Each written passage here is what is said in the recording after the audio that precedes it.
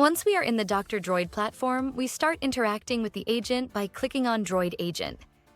Any investigation has multiple boxes and conversation messages on the screen. A box like this one shows a tool output and is rendered in the right format automatically. We can view the output by clicking on anywhere on the box.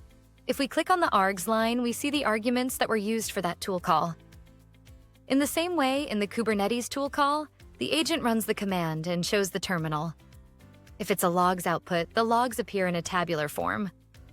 We can also view the JSON and the arguments that the agent used. The tick mark means the call was successful. We can see labels that show the context in which it was investigated. This label means an issue, this one means an alert, and this one means a service. When we click on an issue, the issue page opens with the investigation summary and potential root cause mentioned right there. This issue is related to 2 alerts. This is the first one, and this is the second one. We can access the same alerts from here as well. We can see the timeline of the issue, when it was assigned to team members, and track its progress. We can add comments and take actions like reassigning the issue to someone, creating a JIRA ticket, or changing the status. We can also share the link of the issue.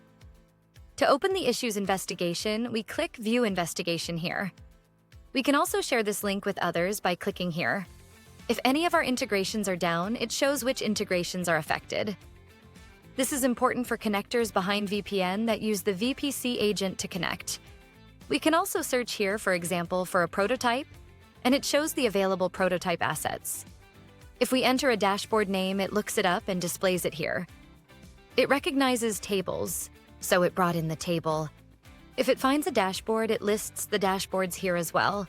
Here, we can search for any kind of resource across the company context. This helps with starting points for any investigation. If we want to reset the chat, we just click here. If we want to share it with someone else, we copy the investigation link here. And we can make it compact, so we can also look at the ongoing alerts in the main screen. We hope this overview helps explain the AI agent's usage within the DrDroid platform. Thank you.